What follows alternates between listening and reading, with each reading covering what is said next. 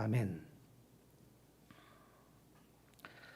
지난 9월 1일부터 갈라디아서를 묵상을 하기 시작했습니다.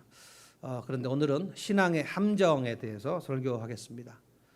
지금 갈라디아 성도들이 이제 예수 믿은 지 얼마 안 된 초신자 성도들인데 신앙의 함정에 지금 빠져버리고 말았습니다. 1장부터 보면 아주 좀 격정적으로 서문을 씁니다.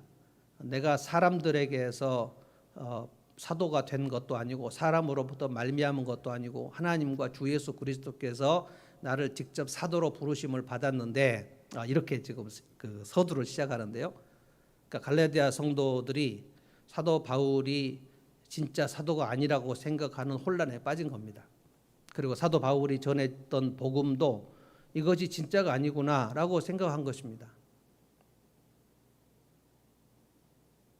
저는 이 갈라디아서를 2주간 묵상을 하면서 우리도 얼마든지 신앙의 함정에 빠질 수 있다. 신앙의 함정에 빠진다는 것은 제대로 길을 가지 못하고 엉뚱한 길로 가버릴 수 있다는 것입니다. 그러니까 1세기 성도들도 그랬고 저는 2000년의 교회 역사에서 신앙의 길에서 함정에 빠져서 결국 방황하고 헤매버린 그런 케이스들, 그리고 제 앞에 걸어가는 믿음의 선배들, 목사님들, 그리고 장로님들, 권사님들, 이분들 신앙의 함정에 빠져서 다시는 나오지 못하는 분들도 정말 많이 봤습니다. 아무도 나는 신앙의 함정에 빠지지 않는다라고 얘기할 수 없어요. 마치 그래서 우리가 이제 수석 귀성 열차 판매를 하는데 예수님을 믿는다는 것은 신앙의 여정을 출발했다고 할 수 있는 건데, 우리가 부산을 간다라고 할 때 서울에서 출발하기만 하면 부산에 간다고 말할 수 없습니다. 옛날에는 열차 안 타고 걸어서들 다 조선시대에는 걸어갔는데 서울에서 부산을 간다라고 할 때 도중에 강도를 만날 수도 있는 것이고 도중에 질병에 걸릴 수도 있는 것이고, 그래서 부산을 간다고 생각했지만 도중에 부산에 가지 못하고 거기서 죽는 경우도 많고 호랑이에 몰려가는 경우도 많고, 그래서 이제 존 버년이라는 사람이 철로 역정을 말했습니다. 철로 역정이라는 것은 하늘나라 가는 역정, 역경의 길이라는 뜻입니다. 도중에 정말 함정이 많습니다. 이 갈라디아 지방은 사도 바울이 이제 첫 사역지입니다. 갈라디아 지방은 지금 터키 지방인데 이스라엘 그 나라에서 안디옥이라는 곳에 바울과 바나바가 첫 사역을 했는데, 그 안디옥 교회가 예루살렘 교회 못지않게 엄청나게 이제 부흥하고 성장을 했습니다. 바울과 바나바가 같이 했는데 하나님께서 바울과 바나바를 선교사로 보내라는 명령을 했고, 이 안디옥 교회가 이 말씀을 듣고 참으로 충격 속에 빠져 있었지만 매우 잘 바울과 바나바의 동행은 환상적이었거든요. 바나바가 이제 담임 목사 같은 경우고 바울은 성경 교사 같은 역할을 했습니다. 그 당시에는 바나바가 훨씬 더 유명한 사람이었거든요. 그래서 잘 되고 있었어요. 이방인들을 중심으로 교회가 이루어지고 있었습니다. 그래서 그 당시에는 안디옥 교회와 예루살렘 교회 두 교회가, 예루살렘 교회는 유대인들 중심으로, 안디옥 교회는 이방인 중심으로, 그런데 이 안디옥 교회의 두 리더인 바울과 바나바를 하나님께서 두 사람 다 함께 선교사로 보내라는 말씀, 성령의 음성이 있었고, 안디옥 교회에게는 참 충격적인 소식이었는데 이 안디옥 교회가 이 말씀에 순종을 합니다. 성령의 음성을 받고 모두가 금식하면서 바울과 바나바를 보내요. 이것이 이제 사도행전 13장에 나옵니다. 그래서 13장, 14장이 바울과 바나바가 이 갈라디아 지방을 전도하는데 거기에 네 교회를 개척을 합니다. 이 얘기를 진 에드워드가 쓴 신라 일기에 사도행전 13장과 14장 그리고 15장 얘기를 하는데, 이 진 에드워드는 이제 아주 성경 이야기꾼이거든요. 예전에 세 왕 이야기, 다윗, 솔로몬 그리고 사울, 이 세 왕 이야기로 유명한 사람입니다.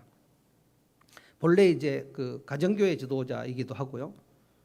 제가 세 왕 이야기를 오래전에 읽고 이 진 에드워드는 진짜 성경 이야기를 정말 쫙 탁월하게 풀어 쓰는 사람이구나 생각을 했는데, 이번에 이제 신라의 일기를 읽는데 사도행전 13장 안디옥 교회에서 바울과 바나바를 파송하는 그런 장면을 얼마나 리얼하게 잘 묘사를 했는지, 진짜 안디옥 교회 성도들이 안타까운 마음으로 이 귀한 일꾼들을 보냈구나, 그 얘기들이 쫙 나오는데 이게 울컥울컥 하는 거예요.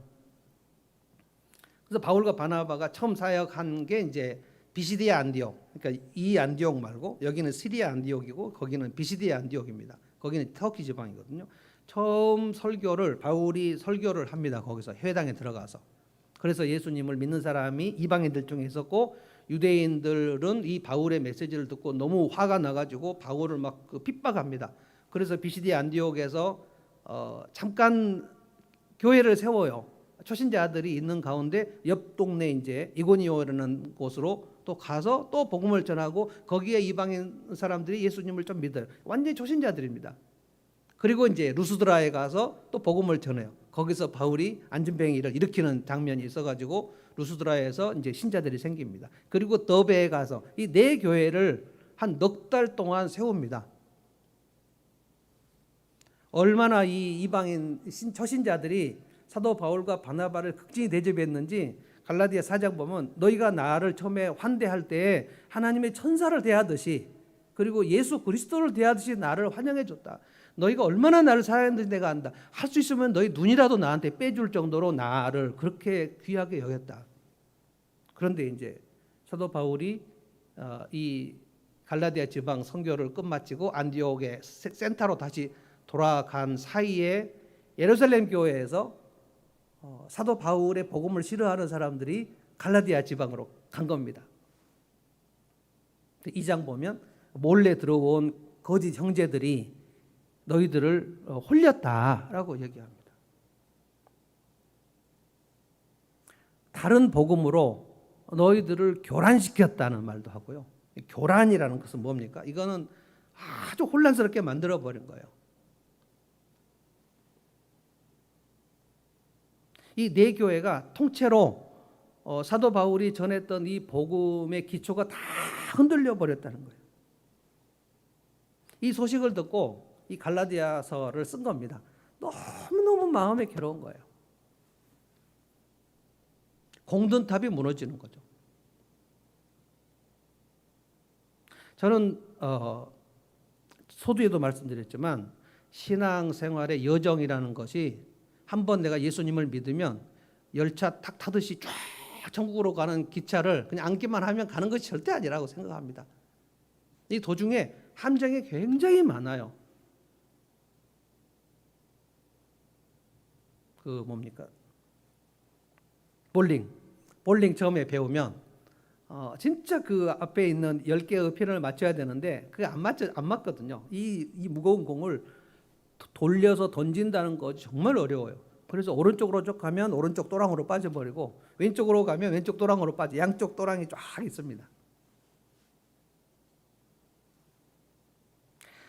1절 3절 보면 어리석은 사람들아 너희가 왜 그렇게 홀렸냐, 누가 너희들을 꾀더냐, 뭐가 지금 홀렸다는 뜻인가. 3절부터 먼저 한번 읽어보겠습니다. 신앙의 함정입니다. 3절을 제가 읽어보겠습니다. 여러분은 그렇게도 어리석습니까? 성령으로 시작하였다가 이제 와서는 육체로 끝마치려고 합니까?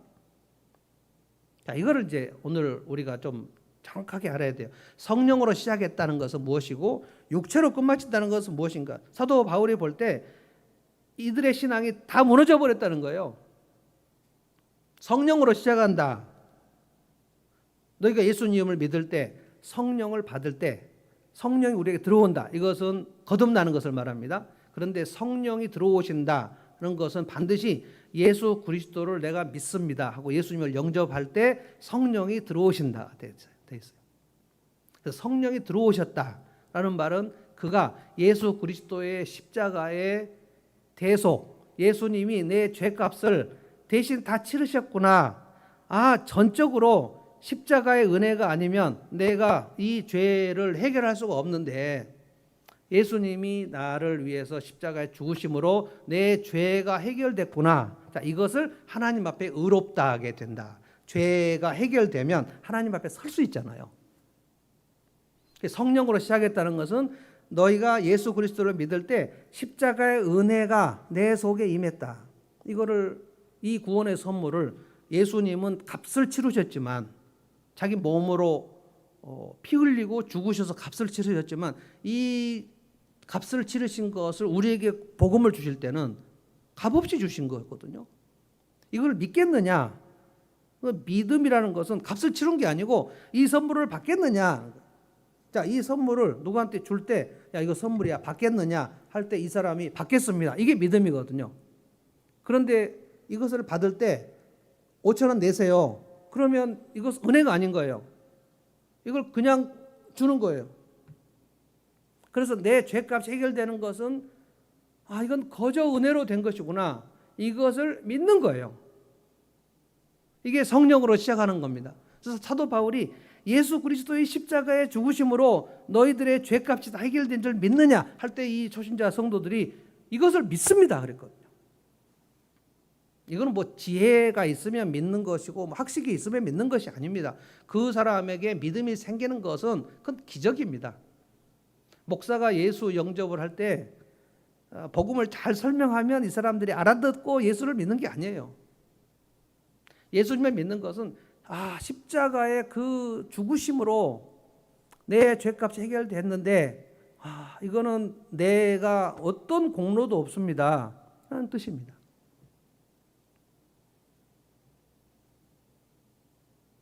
그런데 이제 거짓 사도들이 와가지고 갈라디아 성도들을 교란시켜버린 것은 뭐냐? 성령으로 시작했는데 육체로 마치려고 하는 것. 이 육체는 뭐냐? 그것은 내 공로가 얼마나 중요한가 하는 것을 내가 구원받는데 내 공로가 필요하다고 주장하는데 거기에 빠져버렸다는 겁니다. 그래서 신앙의 함정의 첫 번째는 뭐냐면 십자가 은혜가 내 속에서 사라지는 겁니다. 이 전적으로 은혜구나. 내가 오늘 여기까지 온 것은 예수님이 내 죄값을 해결해 주신 것 때문에 여기까지 온 것이구나. 내가 여기까지 온 것은 내게 힘을 주신 것도 전적인 은혜구나. 내가 오늘 여기에 있는 것은 내 믿음의 동지들을 나한테 붙여주셔서 주님의 손길로 여기까지 온 것이구나. 그래서 은혜가 있는 사람은 성령으로 시작하여 성령으로 가는 겁니다. 이게 신앙의 여정이에요. 신앙의 여정은 은혜에서 시작해서 은혜로 가는 것입니다. 근데 성령으로 시작했는데 계속해서 은혜로만 가는 사람이 없습니다. 신앙의 함정에 빠져요. 마귀가 우리를 가만 놔두지 않습니다. 철로 역정해서. 이것을 갈라디아 교인들에게 예루살렘에서 온 성도들이 아주 유명한 성도들, 예루살렘 교회 12사도의 추천서를 받은 사람들이 와가지고 갈라디아 교인들을 꿰n 겁니다. 1절을 제가 다시 한번 읽어보겠습니다. 1절도 그렇고 3절도 그렇고 막 바울사도가 이 갈라디아 성도들에게 아주 단호하게 얘기합니다. 격분을 해요. 어리석은 갈라디아 사람들이요. 바보 같은 사람들, 이런 뜻입니다. 예수 그리스도께서 십자가에 못 박히신 모습이 여러분의 눈앞에 선한데 여러분이 믿음으로 예수 그리스도를 믿을 때 전적인 은혜라는 것을 고백하고 그것이 명확한데 누가 여러분을 홀렸냐? 홀렸다. 이거는 영적으로 지금 속여서 사기를 쳤다는 거예요. 근데 이게 정신을 못 차리게 넘어가 버렸어요. 여러분, 사기를 당하는 사람이 내가 지금 사기를 당한다는 것을 인지를 합니까? 굉장히 믿을 만하게 얘기를 해서 우리가 사기를 당하는 거거든요. 내 정신을 혼미하게 만들어버리는 사람이 왔을 때 내가 지금 나 정신이 혼미해지고 있어 라는 생각을 하지 못하거든요. 그래서 사도 바울은 이 갈라디아 성도들의 믿음을 완전 혼란시켜버린 그 사람들을 누군지 알아요. 근데 성경에는 그 갈라디아 교인들의 믿음을 혼란시킨 사람들의 얘기가 실명이 안 나옵니다. 이 사람들이 나중에 바울이 2차 선교했을 때 빌립보 교회 그리고 고린도 교회 거기까지 가서 계속해서 그들을 혼란시켰습니다. 진 에드워드의 책에는 이름이 하나 나오는데 이거는 이제 가명입니다. 가명. 누구냐면요. 이 사람이 성경에 안 나오는 이름이기 때문에 그 가명의 이름이 잘 기억이 잘 안 나요. 좀 이따 기억나면 말씀드리겠습니다.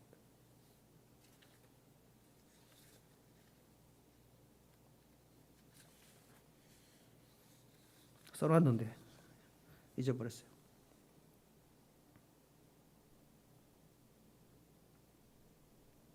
갈라디아 성도들이 엄청난 혼란에 빠졌습니다. 예루살렘 교회에서 왔다고 얘기하면서 너네가 예수님만 믿으면 구원받는다고, 십자가의 은혜만으로 구원받는다고 혹시 바울에게 그렇게 배웠는가? 그렇다.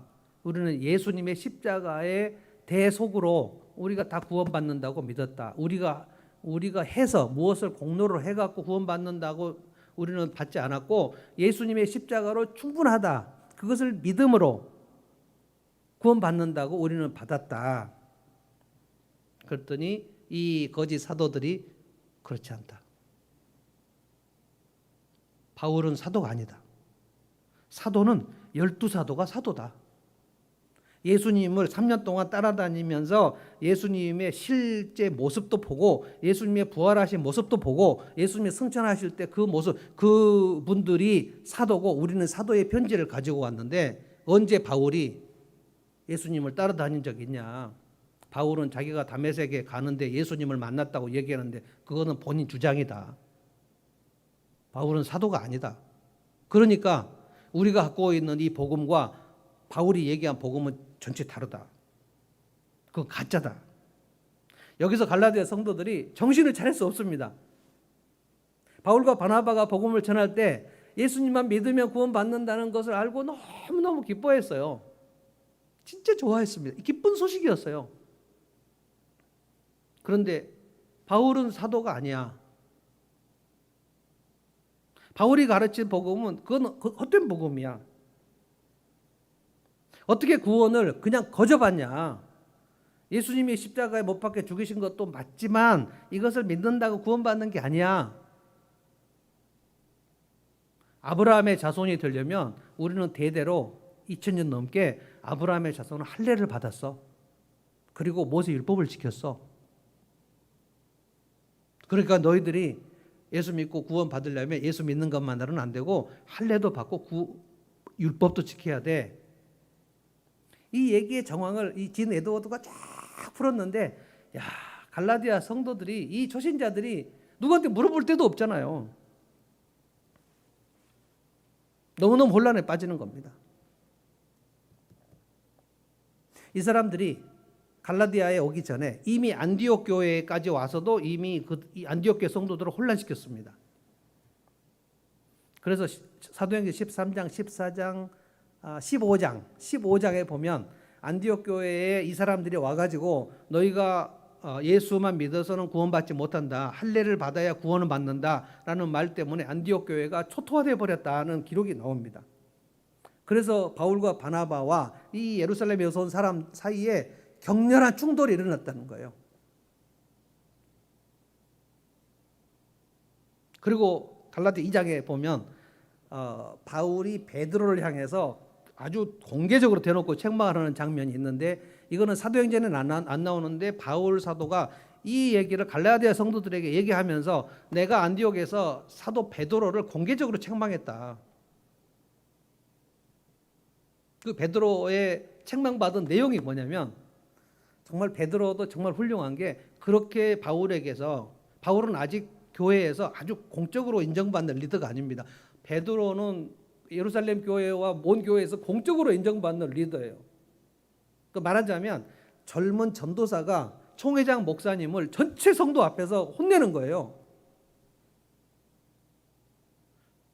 왜 그랬냐면 바울은 원래 베드로는 유대인 아닙니까? 바울도 유대인이에요. 이들은 다 할례를 받았어요. 근데 할례를 받은 사람들은 본래 구약 성도에게 하나님 뭐라고 그러셨냐면은 할례를 받은 사람들과 할례 받지 않은 사람들은 한 상에서 먹지 못한다. 이렇게 얘기를 한 거예요. 그런데 예수님을 믿은 베드로는 이 생각을 완전히 정리해야 되는데 아직 정리를 못했어요. 그래서 이방인 성도들하고 베드로 사도하고 같이 밥을 먹고 있다가 예루살렘에서 성도들이 오니까 베드로가 밥을 먹고 있다가 슬쩍 일어나가지고 나갑니다. 근데 여기에 바나바도 어떻게 할지 모르다가 나가요. 그러니까 이방인 성도들과 유대인 성도들이 밥을 먹는 것은 이것은 이 사람들은 할례를 못 받았는데 이 사람들과 함께 공동으로 식사를 할 수 없다는 거예요. 바울이 생각할 때 이게 무슨 소리냐? 교회 안에 할례를 받은 성도는 1등 신자고 할례를 받지 못한 성도는 2등 신자냐? 교회 안에 우열반이 생겨버리는 거예요. 이거를 베드로도 아직도 정리를 못하고 있었어요. 바울이 거기서 당신이 이방인이 아니면서 이방인답게 살지도 못하고 유대인답게 살지 못하고 어떻게 이 안디옥 성도를 이렇게 혼란시킬 수가 있냐? 베드로가 거기서 어떤 반응을 했는지 나오지 않아요. 그런데 나중에 예루살렘 교회에 갔을 때 이 안디옥 교회 문제를 가지고 사도행전 15장 보면 안디옥 교회의 문제로 예루살렘 12사도들과 모든 성도들이 총회로 모입니다. 예수 그리스도만을 믿으면 구원받는 것인가? 아니면 예수 그리스도를 믿고 할례를 받아야 구원받는 것? 이 두 가지 문제를 가지고 최초로 교리 문제로 총회를 모인 게 사도행전 15장입니다. 그때 바울과 바나바가 안디옥 교회 성도들이 이방의 성도들이 예수 믿고 구원받고 기뻐한 얘기를 보고를 하고 그리고 베드로 사도가 일어나서 자기가 그때 안디옥에서 그 유대인 성도들을 보면서 자기 외식했던 것을 회상하면서 이방인 성도들이 하나님 앞에 올 때 예수 그리스도만을 믿으면 구원받는 것을 우리가 그거를 방해를 해서는 안 된다. 어떤 사람도 유대인이나 이방인이나 예수 그리스도를 믿으면 그 십자가의 공로로 그 인간의 공로가 조금도 필요가 없이 십자가의 은혜로 구원받는다는 것을 천명을 합니다. 그리고 이제 예수님의 동생 야고보는 예루살렘 교회의 그 수장입니다. 야고보가 베드로의 이야기를 거들으면서 얘기합니다. 지금 우리 베드로 사도가 이렇게 얘기를 했는데 안디옥 교회 성도들이 오직 예수 그리스도를 믿고 구원받는 것으로 인정을 하자. 그들에게 할례를 받는 것, 뭐 율법을 지키는 그 멍에를 씌우지 말자. 거기서 결정이 납니다. 그런데 지금 이 예루살렘 총회의 결정이 나기 전에 이 율법 교사들이 갈라디아 초신자들의 믿음을 막 교란시킨 거예요. 이 사람들은 끝까지 사도 바울을 죽이려고까지 했습니다. 바울이 가서 개척을 하고 다른 데로 가면 그 개척한 초신자들을 가서 또 믿음을 무너뜨렸습니다. 고린도 교회도 그랬고 빌립보 교회도 그랬고 그래서 여러분 빌립보서를 읽어보면 할례자 무할례자 얘기가 엄청 나오면서 바울이 정말로 강한 얘기를 했어요. 개들을 조심해라. 그러니까 바울이 좀 담즙질이긴 한데 이렇게 내가 주님의 복음을 전해서 소신자들의 성도가 자라나고 있는데 그 싹을 완전히 뭉개버리는 늑대 이리 같은 이 놈들이 하나님의 교회를 함정으로 빠뜨려서 혼란시킨 거에 대해서 너무너무 괴로워하는 거예요. 그 개들은 할례파들을 얘기하는 겁니다. 예수 그리스도 안에서 우리가 진짜 아브라함의 자손이고 우리가 할례 없이 얼마든지 주님의 은혜로 구원받는다. 우리가 할례자다라고 얘기하면서 근데 지금 이 편지를 쓸 때 갈라디아 성도는 다 함정에 빠져 있는 거예요. 바울이 진짜 사도가 맞는가? 고린도서 보면 그때 성경 교사들은 다 예루살렘 교회 사도들의 추천장을 갖고 다녔어요. 이 사람은 우리 예루살렘 교회에서 추천합니다 하고 추천장을 가지고 다녔어요. 근데 바울은 그 추천장을 안 갖고 다녔어요. 그래서 고린도 교회 성도들이나 빌립보 교회 성도들이 왜 바울은 추천장을 안 갖고 다니지? 그런데 이 예루살렘에 온 사람들이 야 바울이 추천장이 없는 것은 그 사람이 사도가 아니기 때문이야.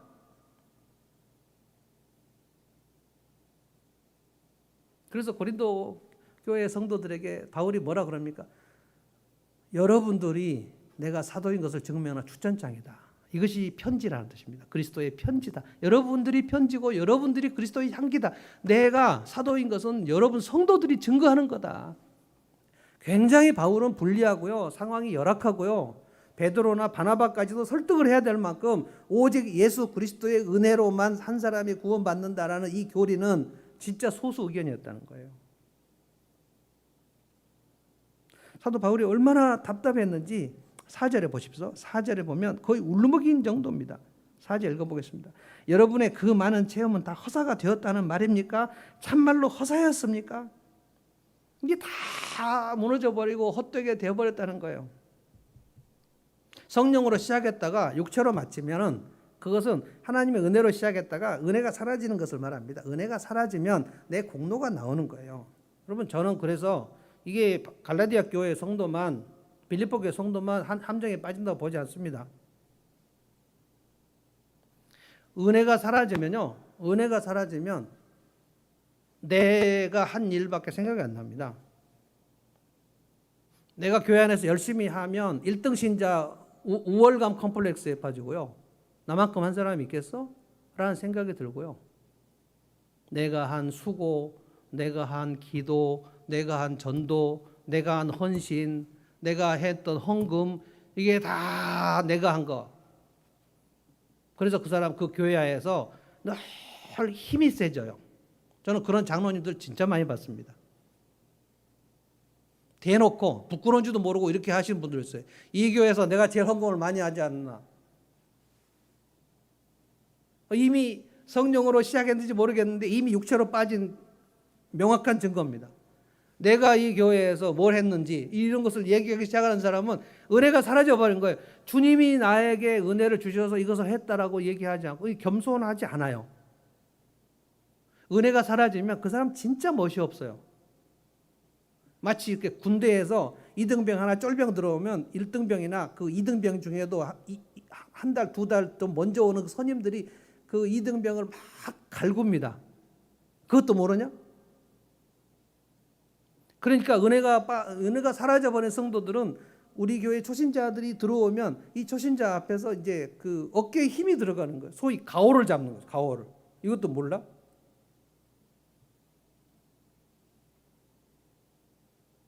은혜가 없는데 열심히 안 한 사람들은 2등 신자의 열등감에 빠져요. 아, 나는 이것도 못하고 저것도 못하고 주님의 은혜라는 말도 못해요. 이거를 육체라고 얘기한 겁니다. 저는 교회에 처음 나오는 사람들은 2등 신자 컴플렉스에 빠질 수 있다고 보고요. 오래 다닌 사람들, 특별히 한울문 교회에 오랫동안 뭐 쓴맛 단맛 다 보고 여기 교회를 세워왔던 사람은 1등 신자의 컴플렉스에 빠질 수 있다고 봅니다. 은혜가 떨어지는 거죠. 바울 사도가 이것을 가지고 갈라디아 성도들, 그러니까 지금 갈라디아 성도들 중에서 예루살렘에 온 사람들은 뭐라 그랬습니까? 우리는 할례를 받은 1등 신자들이다. 그러니까 갈라디아 성도들은 할례를 안 받았잖아요. 그러니까 혼란스럽게 되어버리니까 우리는 할례를 안 받고 예수만 믿었으니까 우리 2등 신자구나. 그래서 이 예루살렘에 온 성도들이 이방인 성도들하고 같이 밥을 안 먹었어요. 거기에 베드로도 살짝 넘어갔다는 거예요. 십자가 은혜를 잊어버리면 주님이 내게 해주신 일이다. 이걸 잊어버리면 그가 하는 모든 헌신은 다 자기 공로가 되어버립니다. 그래서 바울이 믿음으로 한다는 것이 무엇인지를 얘기합니다. 믿음으로. 로마서에 보면 믿음으로 하지 않은 것은 다 죄다 그랬습니다. 믿음으로 한다는 것은 무엇입니까? 내가 예를 들어서 이 사람에게 믿음으로 이 물 한 컵을 준다라고 할 때는 이 물 한 컵도 우리 주님께서 내게 주신 것이니까 내 공로는 없어요. 믿음으로 목양을 한다는 것은 주님이 내게 주신 은혜, 주님이 나를 목양해 주신 것은 내가 당신을 목양하는 것에 비해서는 진짜 아무것도 아니고 나는 진짜 말도 안 되는 사람이었는데 주님이 나를 여기까지 목양을 해 주셨습니다. 그래서 나는 그 대가로 주님께 보답하는 대가로 당신에게 목양을 하는 겁니다. 그러면 자기 공로가 안 생겨요. 그런데 우리가 믿음이 떨어질 때가 많습니까? 적습니까? 특별히 이 코로나 시대에는 믿음이 나도 모르게 떨어집니다. 몸부림을 치지 않으면 믿음이 떨어져요. 이 은혜를 맨날 깨닫는다는 것은 하나님의 말씀과 복음을 너무 다 집어넣어야 됩니다. 그런데 이제 이게 악순환이 되는 거예요. 코로나 상황이 되니까 사람들 못 만나고 답답하고 그러니까 모든 것이 무기력화되면서 하기 싫은 증상이 생기면서 하기 싫으면 제일 많이 하는 것이 앉아서 컴퓨터 보고 텔레비 보는 거죠. 이거는 우리의 영적, 지적 활동을 하나도 하지 않아도 그냥 수동적으로 가만히 있으면 되는 거거든요. 근데 오랫동안 컴퓨터나 텔레비 화면이나 스마트폰을 보고 있으면 그 사람이 모든 생각이 쫙 이렇게 내려갑니다. 그러면 가장 크게는 하나님의 은혜가 생각나지 않아요.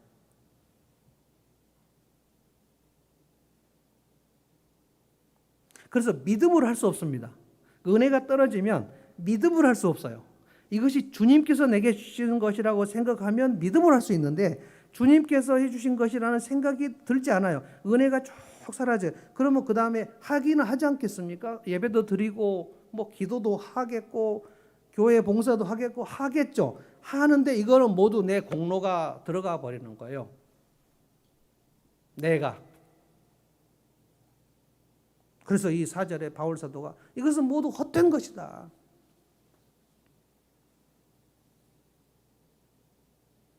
우리가 이 신앙의 함정에 얼마나 자주 빠지는지 모릅니다. 저는 이 신앙의 함정에 빠지지 않는가? 그렇지 않습니다. 매일 빠집니다. 제가 목양을 열심히 하거나 또는 상담을 열심히 하면 그 사람이 변화가 되거든요. 진짜 변화가 됩니다. 변화가 되면 정말 기뻐하고 그 사람이 변화가 된 모습 때문에 사람들이 다 행복해 합니다. 그러면 무슨 생각이 듭니까? 그래, 내가 하니까 되는 거지. 내가 하는 거야, 내가. 나 변목사야. 이 생각이 쏙 들어와요. 내가 돌보지 않았으면 저 사람 변화가 됐겠어? 여러분, 마귀는 굉장히 교묘합니다.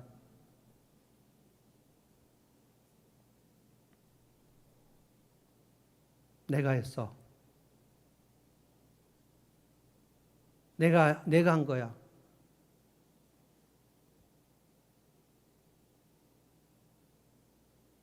그 다음에 이제 이걸 누가 좀 안 알아주나? 목사님이 목양을 하니까 이분들이 이렇게 변화가 되네요. 누가 얘기 안 해주나?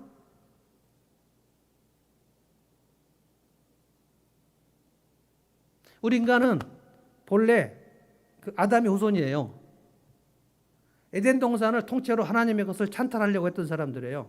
에덴 동산 내 걸 다 만들겠다고 생각한 사람들. 이 탐욕은 엄청 우리에게 지금도 많이 작동이 됩니다. 우리 중 누구도 이 신앙의 함정에 빠지지 않은 사람이 없어요. 은혜가 사라지는 것을 경험하지 않은 사람이 없어요. 다윗이 언제 밧세바를 탐했습니까? 하나님의 은혜로 이 왕국이, 이 샬롬이 왔다고 생각하지 않은 그날입니다. 그날 다윗이 암몬 전투에 나가지 않았어요.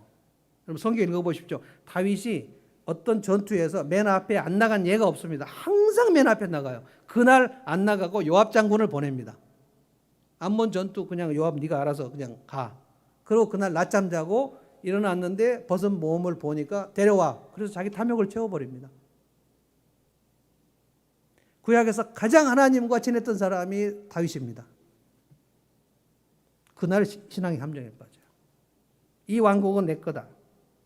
그리고 말년에 한 번 더 빠지죠. 이 왕국이 내 거다라는 생각을 하면서 요압에게 또 뭐라고 합니까? 이 왕국의 백성 숫자를 세어라. 인구 계수를 해라. 그때 요압 장군이 또 다윗보다 더 뛰어난 믿음의 말은 딱 한 번밖에 안 했습니다. 요압은. 왕이시죠. 이건 하나님께서 금하신 것입니다. 가서 얼른 하지 않겠느냐? 왕이 재촉을 했다 그랬어요. 신앙의 함정은 내가 인식하지 않은 사이에 옵니다. 누가 사기당할 때 언제 내가 사기당하는구나 인지를 해요? 전혀 모릅니다. 그래서 항상 문제는 뭐냐면은 내가 지금 은혜가 얼마나 떨어졌는가, 내 자랑이나 내 공로나 이것들이 얼마나 나오는가를 자각을 한 겁니다. 자각을 해야 돼요. 이 자각도 하나님의 말씀을 읽거나 듣거나 설교를 듣거나 하지 않으면 자각이 안 됩니다. 마귀가 놀고 있지 않아요. 심지어 말씀을 들어도 그 사람이 자각을 못하게 그 말씀을, 오늘 권사님 얘기했잖아요. 말씀을 들어도 마귀가 채워버리지 않도록 성령님 붙들어 주십시오. 말씀을 날마다 들어도 그 말씀을 듣고 내가 지금 은혜가 떨어졌구나 자각을 하지 못하는 경우가 허다합니다. 다 신앙의 함정에 빠져요. 그래서 오늘 이 고민이 내가 지금 은혜가 얼마나 지금 떨어졌는가, 내 입에서 그리고 내 생각에서 이건 다 내가 한 거 아닌가? 라는 생각이 얼마나 들어가는가. 이거는 부부끼리 다 알 수 있습니다. 교회를 함께 다니는 부부들은 이 사람이 얼마나 은혜가 떨어졌는가 금방 알 수 있어요. 목장 식구들끼리도 알 수 있습니다. 이 사람의 은혜가 지금 차곡차곡 채워지고 있다는 사실은 사람들, 이 공동체 안에 다 알 수 있어요. 왜 그렇습니까? 그 사람이 은혜가 충만하면 두 가지 현상이 나타나요. 열정이 있는데 겸손해요. 은혜가 떨어지면 열정은 사라지고 교만해져요. 걸음걸이가 달라져요. 버릇이 없어진다고요. 하나님 앞에서. 그래서 대충 해요. 주님의 일을. 이거는 내가 한다고 생각하기 때문에. 그래서 이 사도 바울이 이 갈라디아 교인들, 이 초신자들 데려놓고 창세기를 갖다가 이 아브라함의 믿음을 지금 설명합니다. 저는 갈라디아 성도들이 아브라함의 믿음, 창세기 15장 얘기를 알아들었을까? 굉장히 명확한 건데요. 창세기 15장에 하나님께서 아브라함을 부르셨을 때 아브라함아 밤 하늘의 별을 세봐라. 아브라함에게 아들이 하나도 없을 때입니다. 75세 때. 그래서 아브라함이 밤 하늘의 별을 주님 너무 많아서 셀 수 없습니다. 그때 하나님께서 아브라함아 네가 네 자손을 이렇게 밤 하늘의 별처럼 많게 해주겠다. 아들 하나도 없는데 하나님이 그렇게 약속해요. 이 약속을 아브라함이 믿습니다. 아멘. 아브라함과 사라가 아들이 하나도 없는데 하나님께서 하신 약속의 말씀, 네 자손이 이 하늘의 별처럼 많게 하리라. 내가 하리라. 아멘. 이게 믿음입니다. 하나님이 하신다는 거예요. 자, 우리가 예수 그리스도의 십자가를 믿는다는 게 뭡니까? 이 내 아들 독생자 예수 그리스도가 십자가에 죽은 거, 그게 네 죄값을 치른 거야. 이걸 믿느냐? 아멘. 이게 뭡니까? 이 십자가 예수님의 죽으심이 내 죄값을 다 치르시는 하나님의 약속을 믿습니다. 내가 내 공로로 이 죄값을 다 치를 수 없습니다. 이게 믿음입니다. 아브라함에게 하나님께서 그를 의로 여기셨다. 이 얘기가 뭡니까?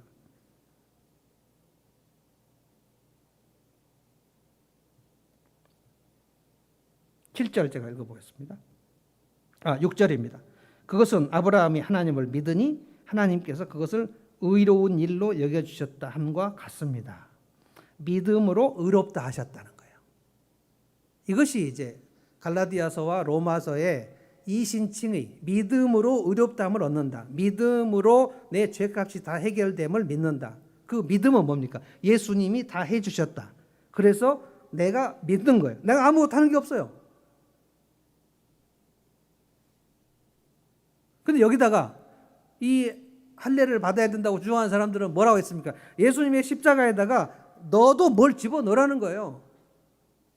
너도 할례를 받고 율법을 지켜야 구원이 완성된다는 거예요. 이거는 예수님의 십자가를 헛되이 하는 것입니다.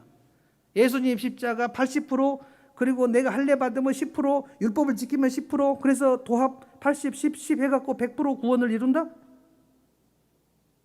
그건 예수님이 십자가의 보혈을 헛되이 하는 것입니다.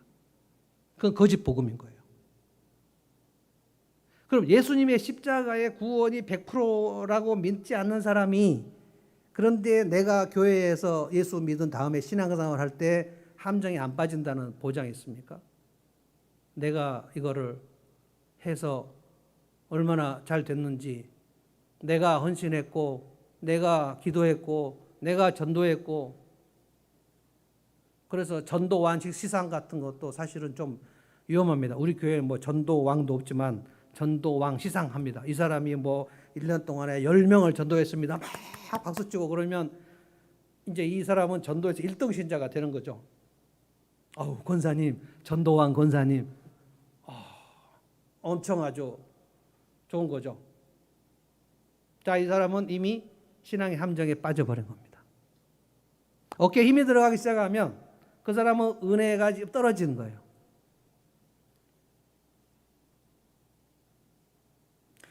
하나님께서 아브라함을 부르셨을 때가 창세기 15장입니다. 그리고 나서 16장에 무슨 짓을 하냐면 아브라함이 하가를 취해가지고 이스마엘을 낳습니다.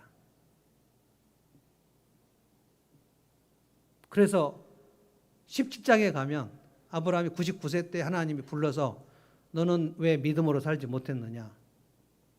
내 앞에서 완전해라. 그래서 너 할례를 행해야 되겠다. 그건 뭡니까? 아브라함의 생식기의 그 표피를, 할례는 그 포경수술하고 같은 거예요. 표피를 절단하는 거예요. 절단. 그것은 뭡니까? 할례를 행해라. 할자는 자른다는 뜻입니다. 할인할 때 할자예요. 자른다는 거예요. 그 생식기의 표피를 절단하는데 그 말은 무슨 뜻이냐면 그 아브라함의 생식 능력 전체를 절단하는 의미가 있는 겁니다. 내가 앞으로 낳을 자식은 내 생식 능력으로 낳을 수 없습니다. 그래서 할례를 받고 난 다음에 그 다음 해에 낳은 게 이삭입니다. 아브라함의 나이는 아들을 낳을 수 없어요. 아브라함의 아내 사라도 아들을 낳을 수 없어요. 이미 경수가 끊어졌어요. 99세 아브라함. 그런데 내년에 네가 아들을 낳는다 라는 말씀은 또 하나님이 하신다는 거예요. 하나님이 하신다. 그래서 할례를 받는다는 것과 믿음은 동일한 것입니다. 하나님이 하신다는 거예요. 이거를 아브라함의 자손들이 뭘로 써버렸냐면 우리는 할례를 받은 자들이다. 우리는 공로가 있고 너희들은 할례를 받지 않았다. 이래서 유대인과 이방인들은 얼마나 차별했는지 모릅니다. 사도 바울의 이 복음은 유대인과 이방인이 주님 앞에서 하나다, 차별이 없다. 이 얘기 엄청 중요한 얘기입니다. 그러면서 남자나 여자나 예수 그리스도를 믿는 차별이 없고 유대인과 이방인이 차별이 없고 귀족이나 노예나 차별이 없고 1등 신자, 2등 신자 없다. 근데 유대주의 율법자들은 아니다. 1등 신자, 2등 신자가 있다. 우리는 할례를 받은 유대인들이고 너희들은 할례를 받지 않은 이방인들이다. 그래서 아브라함이 창세기 15장 얘기하고 17장 얘기를 하면서 15장은 아브라함이 75세, 17장은 이스마엘 낳고 나서 99세. 자, 할례가 먼저냐, 믿음으로 의롭다 하심을 받은 게 먼저냐? 할례를 받기도 전에 하나님께서 아들을 주시겠다, 하늘의 별처럼 주시겠다는 이 믿음을 하나님 의롭다고 여기셨는데, 그러면 할례 받기 전에 아브라함이 의롭다 하심을 얻은 거 아니냐? 이 얘기를 하는 겁니다. 지금 정리해 보면 할례를 받는 것과는 믿음은 아무 상관이 없다는 거예요. 사도 바울이 이 갈라디아 성도들에게 이 편지를 쓰고 나서 엄청 마음을 졸였습니다. 진짜 내가 너무 강하게 편지를 쓴 거 아닌가? 마음이 너무너무 안타까웠어요. 이 성도들을 이제 통째로 다 잊어버리면 어떻게 하지? 4장 보면 내가 너희들을 복음으로 낳았는데, 내가 너희들 낳은 아비인데 다시 해산하는 수고를 얻는 것 같다. 너무너무 가슴이 아프다. 너희들 믿음이 다 헛되이 가는 거다. 그러니까 은혜가 떨어져 버리고 나면, 자기 공로가 생기면 그건 믿음의 함정에 빠져서 이미 신앙의 여정에서 어디론가 가버린다는 겁니다. 이것을 다시 되돌릴 수 없을까? 다시 주님의 은혜를 회복하는 일을 할 수 없을까? 그래서 4장에 보면 얘기를 하는 거예요. 여러분들이 처음 나를 맞아줬을 때 얼마나 나를 잘 대해줬는지를 내가 기억한다. 그러고 나서 이제 한번 다시 가보고 싶은 거예요. 이 갈라디아 교회인들의 다시 만나보고 싶은 거예요. 이들이 이 편지를 읽고 과연 다시 하나님의 은혜를 붙잡았는지 아니면 바울 사도를 정말 적대하는 곳으로 가버렸는지 알고 싶어가지고 2차 전도여행 할 때 바울과 실라하고 함께 갑니다. 가요. 너무너무 마음을 졸이면서 갑니다. 이 장면을요, 진 에드워드의 신라 얘기를 읽다가 제가 막 울컥울컥했어요. 진짜 그 교회, 내 교회가 신생 초신자 교회가 다 무너졌을까? 아니면 이 편지를 받고 그들이 회개하고 믿음으로 일어났을까? 다시 은혜의 감격으로 일어났을까? 아니면 바울을 이제 완전히 차갑게 대할까? 하고 막 노심초사하고 갔는데, 여러분 사도행전 16장 보면 제가 한번 읽어보겠습니다. 미리 아마 PPT는 없을 것 같고 16장 1절부터 제가 한번 읽어보겠습니다. 바울과 바나바는, 잘 들어보십시오, 이고니온에서도 이전과 같이 유대 사람의 회당에 들어가서 말하였다. 장을 읽었어요. 16장 1절부터 5절입니다. 바울은 더베와 루스드라에도 갔다. 거기에서 디모데라는 형제가 있었다. 그 어머니는 신앙에 돈독한 유대 여자였다. 아버지는 그리스 사람이었다. 디모데는 루스드라와 이고니어에 있는 신도들에게 호평을 받는 사람이었다. 바울이 디모데에게 자기와 함께 가기를 바랐다. 그래서 5절에 보면 뭐라고 했습니까? 교회들은 그 믿음이 점점 더 튼튼해지고 그 수가 나날이 늘어갔다. 갈라디아 교회, 네 교회를 가봤더니 이미 바울의 편지를 읽고 이 교회가 다 믿음을 일어서 있었어요. 그런데 루스드라에 갔더니 그 젊은 형제 디모데가 있었는데, 이 장면 읽으면 보면서 제가 막 너무 엉엉 울었어요. 그 디모데 어머니가 유니게고요. 그 할머니가, 외할머니가 로이스. 이거 디모데 전서에 다 나옵니다. 너의 어머니 유니게, 너의 할머니 외할머니 로이스의 그 믿음이 너에게 왔고, 막 이렇게 얘기하는데, 이 장면 사도행전 16장에 디모데를 처음 만났을 때, 사실은 이 루스드라를 복음을 전했을 때, 교회를 개척했을 때 바울의 그 복음을 들었는데, 디모데가 바울 들었는데 바울은 너무 빨리 지나갔기 때문에 디모데의 존재를 알지 못했어요. 근데 디모데는 바울을 사도로 알고 있지만 바울은 디모데를 몰랐어요. 그런데 이 10대 후반의 청년이 그 바울의 복음을 듣고, 그리고 예루살렘에서 온 거짓 교사들이 자기들 교회 루스드라, 이고니온, 비시디, 안디옥, 더베에 와갖고 교회들을 막 초토화시키고 성도들이 다 막 믿음에 혼란이 와갖고 다 함정에 빠질 때, 이 루스드라에 있는 청년 디모데가 그때 21살, 22살 이렇게 나옵니다. 그 디모데가 루스드라에서 일어나가지고 더베에 있는 청년 가이오 두 사람하고 함께 그 마음을 같이 해가지고 이 네 교회를 돌아다니면서 바울 사도가 우리에게 전해준 복음에 대해서 다시 생각해보자라고 막 얘기하고 돌아다녀요. 바울이 진짜 사도인 것을 나는 믿는다. 여러분들은 못 믿겠냐? 그 어르신들, 성도들을 이 청년 20대 초반의 청년 2명이 막 설득하고 돌아다녀요. 우리가 처음에 바울의 복음을 받았을 때 어떻게 했는지, 예수 그리스도의 십자가의 은혜로 우리가 얼마나 기뻐했는지를 막 상기시켜요. 바울이 도착하기 전에 이미 디모데하고 가이오가 네 교회를 돌아다니면서 그 얘기를 다 해놓은 거예요. 그러고 나서 디모데가 이제 바울이 오니까 디모데가 일어나서 그 진 에드의 책을 보면 디모데가 인사를 합니다. 그래서 어머니 유니게가 바울 사도님, 우리 아들 디모데입니다. 그러면서 이제 그 루스드라 이고니온에 있는 성도들이 바울 사도님, 사도님의 편지를 우리 읽기 전에 이 디모데 형제가 우리들을 막 돌아다니면서 사도 바울의 진짜 복음을 다시 붙들고 은혜로 일어서자고 막 얘기했습니다.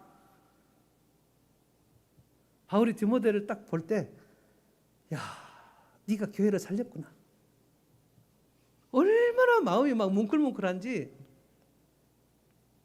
그래서 바울이 디모데에게 너 나와 같이 2차 전도여행 가는데 따라가겠느냐?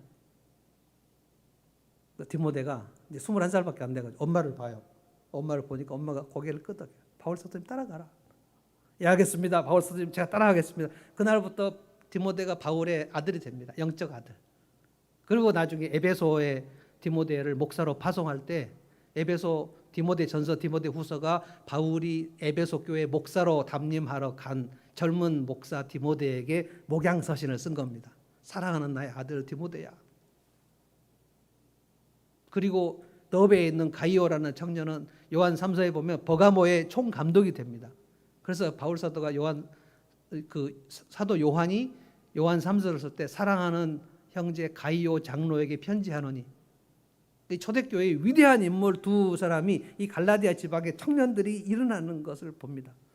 저는 막 이 장면을 진 에드워드 신라 일기를 읽으면서, 성경에는 그냥 기록된 것만 있었는데 이거를 그냥 마치 확 삽으로 떠서 막 얘기를 해주는 거예요. 야, 이런 일이 있었구나. 바울이 디모데를 볼 때 얼마나 좋았을까. 제가 막 울면서 뭐라고 기도했냐면, 주님, 나도 남자 형제 한 명만, 이렇게 내가 은퇴하기 전에 내가 남자 형제 이런 디모데 같은 사람 한 명만 좀 양육할 수 있었으면 좋겠습니다 하고 막 제가 목양실에서 얼마나 울었는지 몰라요.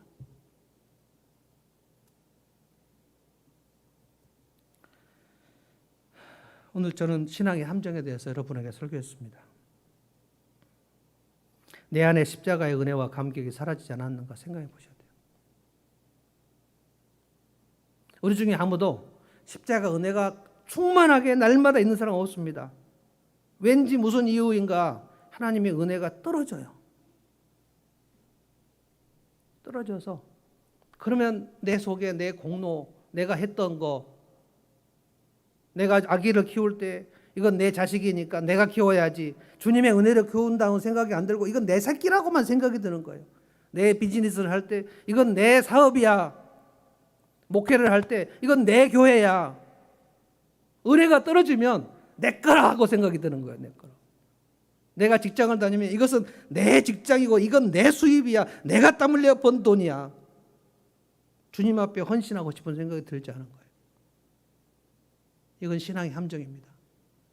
그렇게 되면 이미 신앙의 함정에 빠지면 서울에서 부산 갈 때 대전에서 이미 딴 길로 가버리는 거예요. 우리가 언제 주님 앞에 설지 모릅니다. 주님 앞에 딱 서는 날, 그때 내가 은혜가 충만해가지고 주님 여기까지 온 것 전체가 주님의 은혜입니다. 실제로 내 마음속에 내 공로는 아무것도 없습니다. 내가 정말 많이 수고했지만 그 수고마저도 주님이 내게 준 은혜입니다. 이 은혜로 끝까지 가야 됩니다.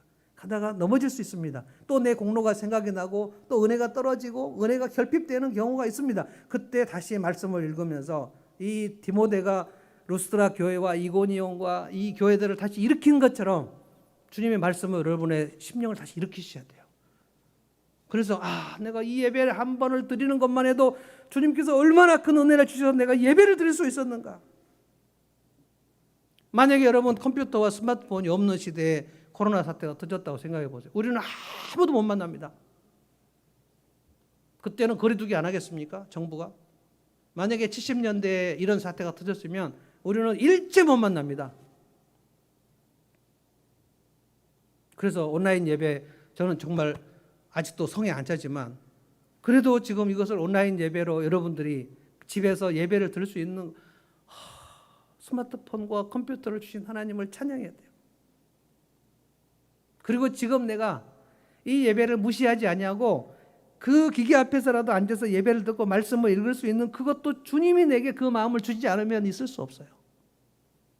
이 예배 그냥 대강 드리지 잠옷 입고, 저는 혹시 여러분들이 잠옷이나 속옷 입고 앉아 있을까 봐 정말 가슴이 아픕니다. 그건 주님에게 대한 은혜를 헛되이 하는 것입니다. 다시 이번 한 주 여러분이 신앙의 함정에 빠진 것을 자각하십시오. 언제부터 나는 은혜가 떨어졌을까? 그러면 당연히 내가 한 것밖에 생각 안 해요. 내 이름, 내 명예, 내 수고한 거, 내가 열심히 한 거, 그거 남이 안 알아주는 거, 그러면 사람이 멋이 없어져요. 저는 제 선배 목사님들 중에 진짜 멋이 없어진 분들 정말 많이 봤습니다.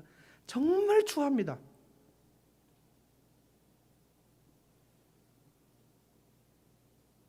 그 가장 추한 대표적인 것이 이 내 교회는 내 아들에게 물려줘야 돼.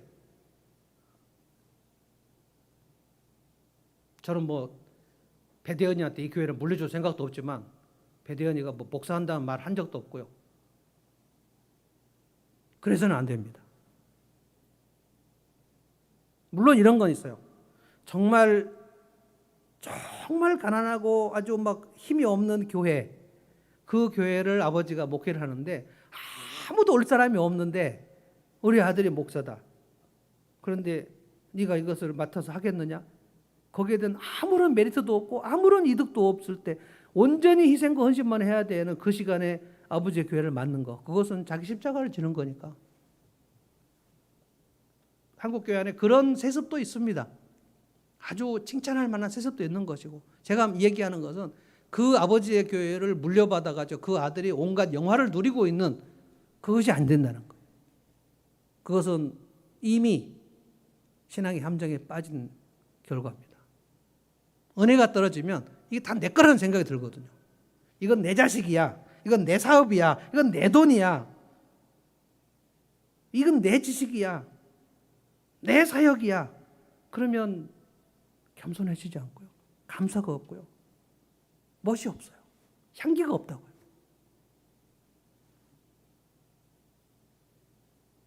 내가 언제 신앙에 빠졌는지, 언제 함정에 빠졌는지를 이번 한 주 내내 생각하시고, 빠졌을 때 내 모습이 어땠는지를 생각해 보시고, 목장 모임에서 내가 신앙의 함정에 빠졌을 때의 모습, 저는 한 번도 빠진 적이 없는데요. 이것은 다 거짓말입니다.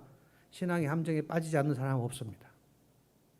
그때 빠졌을 때, 은혜가 떨어졌을 때 내 모습이 어땠는지 함께 나누시면서 자각하시고, 그래서 다시 디모데가 루스드라 교회를 세운 것처럼 다시 내 영혼에 충만한 하나님의 은혜가 솟구치기를 바랍니다. 찬송하십시다. 찬송가 421장을 한번 같이 해볼까요? 내가 예수 믿고서 죄사함 받아 나의 모든 것 다 변했네.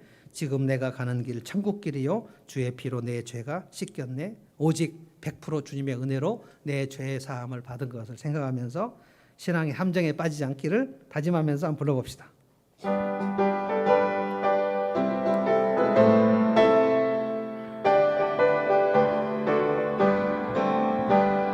내가 예수 믿고서 죄사함 받아 나의 모든 것 다 변했네. 지금 내가 가는 길 천국길이요 주의 피로 내 죄가 씻겼네.